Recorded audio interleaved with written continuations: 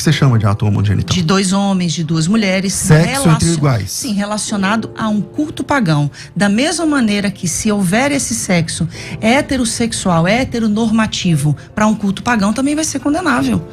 Um dia a gente vai estar diante de Deus. Ou a compreensão que eu tenho está correta, e aí a Lana vai se dar mal, ou a compreensão da Lana está correta e eu vou me dar mal. Um dia a gente vai estar diante de Deus. A Bíblia condena ou não condena o relacionamento homossexual? Em um debate na Musical FM, a pastora Lana Holder debateu com o pastor César Cavalcante sobre esse assunto. A pastora Lana Holder, que é da Igreja Inclusiva, ela fala e argumenta e procura textos para mostrar que Deus aprova o relacionamento homossexual. Em contraponto, o pastor César Cavalcante mostra claramente através das escrituras que ela está totalmente errada, e com a palavra de Deus aberta, ele deixa a pastora totalmente desnorteada. Eu quero que você acompanhe esse vídeo, curta, comente e compartilhe. Se você ainda não é inscrito nesse canal, inscreva-se, e aqui eu irei fazer algumas reações em alguns pontos. Vamos lá para o vídeo. Não disse que tem 3 textos que condenam a homossexualidade. Eu disse que são 3 textos que condenam relações homogenitais relacionadas a culto pagão. O que você chama de homogenital, para eu entender? Atos homogenitais. Então, o que você chama de ato homogenital? De dois homens, de duas mulheres. Sexo entre iguais. Sim, relacionado a um culto pagão. Da mesma maneira que se houver esse sexo heterossexual, heteronormativo, para um culto pagão, também. Pelo amor de Deus, meus irmãos, vocês estão prestando atenção na argumentação que ela está trazendo? Ela está dizendo que é normal a relação sexual entre o homem com homem e mulher com mulher, desde que não seja um culto pagão. Ou seja, ela está normalizando a questão de terem relação, desde que não seja um culto pagão, desde que não seja uma adoração a outros deuses. Veja como a mente dela está distorcida com relação a essas coisas e a esse assunto. Meu Deus do céu. Da mesma maneira. Então, o desafio é, eu entendi. Você está dizendo que quando a Bíblia condena no Antigo Testamento, é porque tem, no bojo da condenação do sexo, tem a ver com um culto pagão. A prostituição cultual. A prostituição cultual. Legal. Independente do gênero. Mostra isso no texto. Sim, em Levítico, se Tá você ver bom. o contexto. Não, mostra o texto. Mostro. O contexto. Meus irmãos, agora vocês vão perceber que ela fica totalmente desnorteada depois que o pastor César disse, mostra o texto. Aí ela vai ficar toda confusa e vai dizer, não, o contexto, presta atenção no que ela vai dizer agora. Agora mesmo. Aonde está o paganismo? Sim. Ali de religião? Dentro do contexto de Levítico 18, ok? Se a gente for em Levítico 18 e Levítico 20, eu não estou falando de um texto, pastor. Agora não é todo texto. Não, eu estou falando então, de um contexto. Então. Não, todo o tempo eu falei de contexto. Agora ela começa a falar de contexto porque ela não tem o texto exato. Ela não tem o versículo que fale daquilo que ela está defendendo, que é exatamente a relação entre dois homens ou duas mulheres. Eu falei então que a mostra, gente não pode. Mas o que é contexto? Contexto é o que está em volta do texto. É o antes e o depois. Isso. Tem então, 2 tipos de contexto. Pelo jeito você fez teologia, é legal. É legal conversar com quem manja. Tem contexto imediato e contexto remoto. Sim. Você está falando do contexto imediato ou do remoto? Eu estou falando dos 2 contextos. Então apresenta ele no bojo do texto. Em volta ali do texto, pode ser... Para ler Levítico 18, para ler Levítico 20, que eu vou ter que ler todo. Você está percebendo que ela está dando só arrodeio, porque ela não tem o texto exato para comprovar aquilo que ela está defendendo? Nesse contexto, não só fala da questão relacionada a atos homogenitais, fala da prostituição cultural. Então, tudo que está relacionado à prostituição cultural, seja entre heterossexuais, seja entre homossexuais, vai ser condenado. Então, agora é a difícil mesma mostrar isso no coisa. texto, né? Porque você sabe que essa é uma compreensão teológica sua, mas não textual. Não tem texto nem contexto. Então, o senhor você faz tem assim, uma interpretação de Levítico 18 dizendo o seguinte, aqui onde fala isso, é por causa disso, disso, disso. Aí eu respeito. Sim. Agora, se você disser assim, é por causa disso, disso, por causa desse texto, aí beleza, é só apresentar o texto. Mas pastor, o problema é que ela não tem o texto. Como é que ela vai apresentar? Porque o maior problema da gente hoje é a gente pegar esses textos isolados para condenar milhares de pessoas. Quando o senhor fala assim, Deus aceita a gente como a gente é. Sim, eu nunca neguei isso. Não disse isso não. Eu disse que Deus não aceita a gente como a gente é. Não, que Deus recebe a gente como nós somos como e nos leva. Exato, exatamente. Entendeu? Então isso é óbvio. Isso a gente sabe. Agora, a pretensão é a gente dizer isso para um homossexual e falar que ele precisa sublimar a sua sexualidade. É o mesmo de eu chegar para o senhor e falar assim: não, Deus te ama assim como você é hétero, tá? Mas você não pode ter relações com uma mulher. Você não pode viver a sua sexualidade. Lana, o convite de Cristo para o discipulado é esse: negar a si mesmo, tomar sua cruz diariamente e segui-lo. Então o heterossexual também tem de refrear seus impulsos. Essa não é uma exigência imposta exclusivamente para o homossexual. Agora, em Romanos capítulo 1, como que vocês lidam com o texto de Romanos capítulo 1? Também há uma prostituição cultural aí? Totalmente. Paulo está falando da idolatria. Do início ao fim do capítulo 1 de Romanos. Meus irmãos, esse é o perigo de estar dando ouvido a todos os pregadores que você vê na internet.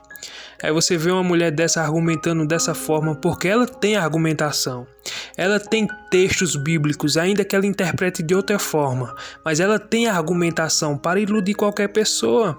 Qualquer pessoa que não tenha um conhecimento básico do que diz as escrituras pode cair facilmente no que ela diz, porque ela pega os textos e distorce o texto, e ela torce o texto ao seu bel prazer para incluir que Deus ama de todo jeito, venha de todo jeito, permaneça de todo jeito e Deus vai te aceitar de todo jeito. Se você casou com um homem, viva com um homem. Se você casou com uma mulher, mulher com mulher, viva com a mulher. É isso que ela faz, e na igreja dela é exatamente isso que acontece. É homem com homem, é mulher com mulher. A Tami Miranda faz parte da igreja dela. Então veja só, meus irmãos, nós temos que ter o máximo de cuidado possível com esses tipos de pregadores que tem na internet, principalmente essa Lana Rhoades, que já foi casada, que tem filho, e ela se separou do marido e casou com outra mulher e fundou essa igreja inclusiva, que é a cidade de refúgio, para abrigar essas pessoas. Não estou aqui para condenar essas pessoas que têm as suas práticas homossexuais, mas eu quero dizer que Deus não aprova essas coisas, porque lá em Apocalipse fala, e Paulo também falou, que os afeminados não herdarão o reino dos céus. Vamos continuar com esse debate aqui em nome de Jesus. O contexto da sociedade romana era uma sociedade completamente idólatra. Paulo está falando porque eles deixaram de adorar a Deus. Paulo está enfatizando isso. Eu acho que tem que ficar claro o seguinte, que a posição da minha colega de debate hoje, ela é uma posição, é uma compreensão pessoal. Ok, uma compreensão pessoal, tudo bem, você compreende isso. Agora, quando eu peço o texto, não, esse é o contexto. Tá bom, me mostra o contexto. Não tem contexto, porque você sabe que não tem contexto. Claro que eu sei que tem contexto. Então me dá o contexto. Estou aqui, eu posso ler Levítico 18? Tô esperando. Ok, Levítico capítulo 18. Relações sexuais proibidas. Não tenha relações com a sua mãe, isso seria uma vergonha para o seu pai e também para a sua mãe. Não tenha relações com qualquer outra mulher que pertença ao seu pai. Não tenha relações com a sua irmã, seja por parte de pai ou de mãe, ou somente por parte de pai. Ele começa com a lista de questões que são proibitivas. Não tenha relações com a sua neta, isso seria uma vergonha. Não tenha relações com a sua tia, e por aí vai. Não tenha relações com a sua nora, não tenha relações com sua cunhada, não tenha relações com sua filha. Nenhum pai deverá entregar o filho ou a filha para servir o deus Moloque. Aí entra na idolatria. Olha só, tá falando da idolatria. Isso seria profanar o santo nome de Deus, o Senhor. Nenhum homem deverá ter relações com outro homem, depois da idolatria. Pastor César Cavalcante diz a ela: me dê o texto. Aí ela começa a ler a Bíblia. Aí na hora que ela chega no versículo que diz: nenhum homem terá relação com outro homem, aí ela dá uma argumentação totalmente diferente depois da idolatria. Meu Deus do céu, veja como a mente dela está obscura, fechada. Veja como a mente dela está presa à escravidão dos seus pensamentos. Então o contexto me leva a entender que o texto está apontando para uma questão cultual. Ele sai de relações e entra no texto anterior a prática da idolatria e dos cultos pagãos, falando especificamente de Moloque. Todo mundo que conhece o texto bíblico sabe que os mandamentos de Deus, eles não estão tabulados por tema. Não estão tabulados por tema. Então o tempo todo é assim. O tempo todo. Qualquer perícope de qualquer texto de mandamentos de Deus, eles vão sendo tabulados e o assunto vai sendo trocado. Não existe epígrafe. A epígrafe é uma criação nossa. A entrega dos meninos para Moloque é uma questão de queimar o filho no fogo e tal, tudo mais.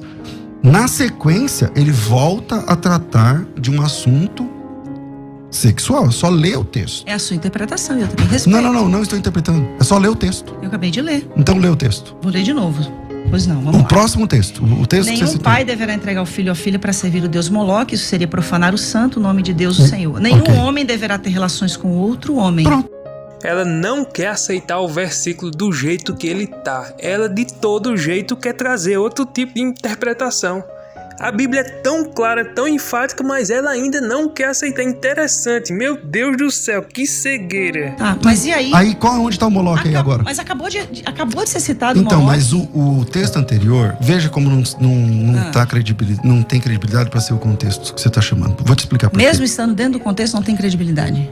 Vou te explicar por quê. Porque o texto, o versículo anterior, fala de um pai que entrega um filho para ser queimado no fogo. E o No senhor Moloque. acha que o filho era só levado lá a ser entregue? Tinha todo um ritual pagão antes da criança ser morta. Mas não tem ritual sexual entre o pai e o filho.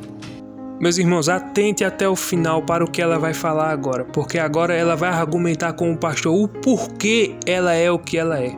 Porque ela decidiu casar com outra mulher, porque ela decidiu largar o marido dela, porque ela decidiu ser uma pastora gay, porque ela decidiu ser uma pastora inclusiva. Ela vai falar isso e de forma sábia, de forma prudente e com a autoridade de Deus, o pastor César Cavalcante vai repreender ela e vai instruir ela de forma correta. Mas eu quero que você confira toda essa fala dela até o final do vídeo. Pastor, desesperadamente buscando a tal cura gay e a tal libertação gay, eu me casei com um homem. Eu tive 2 filhos, perdi o primeiro filho com aborto natural, tive um segundo filho, buscando desesperadamente essa cura ou essa tal libertação, me submetendo a uma relação heterossexual por acreditar que me impor aquilo mudaria a minha natureza, porque a minha natureza deveria ser heterossexual. Então, assim, o que nós precisamos fazer, e aqui eu tô falando, não é como uma pastora, é como uma alma. Como uma alma que recebe ali na igreja todos os dias pessoas desesperadas. Você acha honesto você dizer assim, ó, eu desesperadamente, eu tô te entendendo como alma, tá? Sim. Eu desesperadamente, buscando uma cura gay, me submeti a um casamento. Você foi obrigado a casar, Lana? Alguém pôs uma arma na sua cabeça? Alguém falou pra você assim, deixa eu vou sim. concluir a pergunta. Alguém falou assim, ó, só tem um jeito de você se libertar. É casando. É tendo um relacionamento sexual, é transando com um homem, é gerando filho. Alguém te falou, porque se alguém falou isso pra você, esse cara estragou a tua vida, ele é herege. Quem te obrigou a fazer isso? Porque se você for obrigado, então eu mesma, por então livre, vamos lá. espontânea Então não vontade. é honesto da sua parte, É honesto, desculpa sim, a pastor. sinceridade. Você dizer assim, eu fui submetida. Não, você não foi submetida. Você quis. Às vezes você entendeu, lá no começo da sua vida cristã, você entendeu que falou, não, peraí, então como eu passo um homem ou uma mulher na rua, eu olho pra mulher. E eu sou crente agora, então eu não posso olhar pra mulher. Então beleza, então eu vou lá casar com um cara, porque eu acho, então você depositou sua esperança no casamento.